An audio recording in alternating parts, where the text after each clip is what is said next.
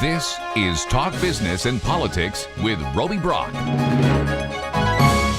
Grant Tennille is the Executive Director of the Arkansas Economic Development Commission, and while his work is in Arkansas, he may best be described as a globetrotter these past few weeks. Welcome to the program, Grant. It has been quite a few weeks, and I'm finally beginning to feel like I know what day it is and what time of day it is. Well, no big jet lag to go to Mississippi County to near Osceola, which is something that you did earlier this week for the groundbreaking of the Big River Steel Super Project, $1.3 billion. There is a legal issue filed by, legal lawsuit filed by Nucor Steel. Tell me a little bit about how you feel about Big River at this point in time. You've obviously turned dirt, it's going forward, but are you nervous a little bit too because there is litigation?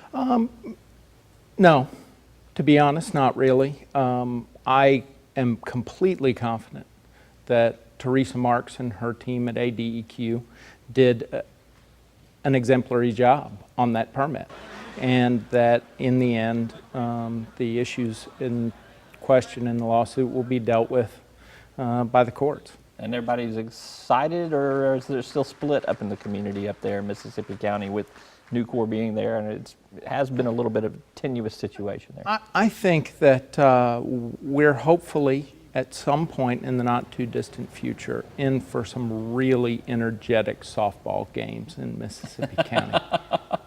That's a good way to describe it. Well, let's come back to Little Rock, Arkansas here. About 2 weeks ago, maybe 3 weeks ago, Dassault Falcon Jet, $60 million expansion. That was previously announced, but there was a groundbreaking for that as well. And on the heels of it comes another supplier for Dassault in Boudet, Yes. I think is how you pronounce it, Aero.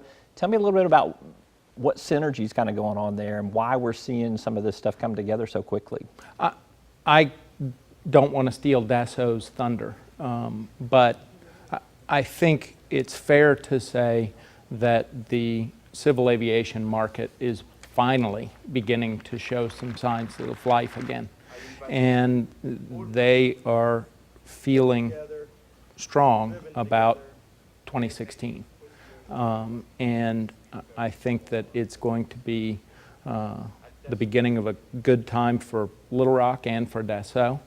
And I think that the volume of work that'll be coming through here is hopefully going to attract some more suppliers, and I think this may be the first that we've seen. You and I talk a lot from time to time, not necessarily every time that we sit down and do one of these interviews, but I will frequently ask you what's in the pipeline. What does the pipeline look for the next quarter, the next 6 months, just based on the inquiries that you're getting, et cetera, et cetera. What are you seeing in the pipeline at this juncture? Both locally here in Little Rock, and I only bring it up because I was with Joey Dean last night, and he said, I'm wall to wall, and I said, so's everybody else. Activity has really picked up. There are some very large projects kind of circling out there that we're working on, and I think that, as you and I have discussed, one of my biggest concerns right now is we don't have any money, and we seem to have more opportunity than we have cash. With the dwindling economic development quick action closing fund. That's there. correct. Because our time is limited here, I'm just going to jump to another Sure. subject. You've been in Asia. You went on a trip over to Asia. What was the intention? What was the purpose of that trip over there? What did you bring back? What were the accomplishments? There were a few very specific meetings with companies that we wanted to have while we were over there. We also met with the Chinese government. In Taiwan, I was honored and really fortunate to re-sign, to reactivate a trade agreement between the state of Arkansas and TITRA, which is the Taiwanese trade ministry. And that agreement was first signed by then Governor Clinton in 1979, and so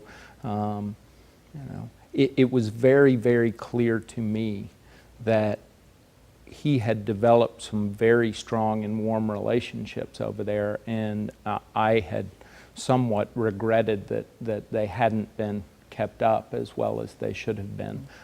We're planning on rebuilding those relationships because I think there's an enormous amount of opportunity, not only obviously in mainland China, but in Taiwan, and the business relationships between those two countries have improved light years in the last 5 years. And so, I think that success in China is going to require some effort in Taiwan. So we've got about 30 seconds left here, so I'm going to come back to this pipeline that we talked about, and Asia may factor into that too.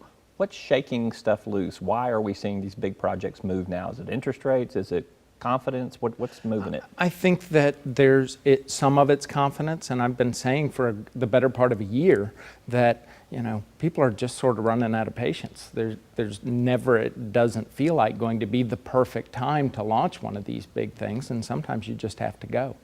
All right, he is Grant Tennille, Executive Director of the Arkansas Economic Development Commission. Thank you for being with us this morning. Roby. Appreciate you.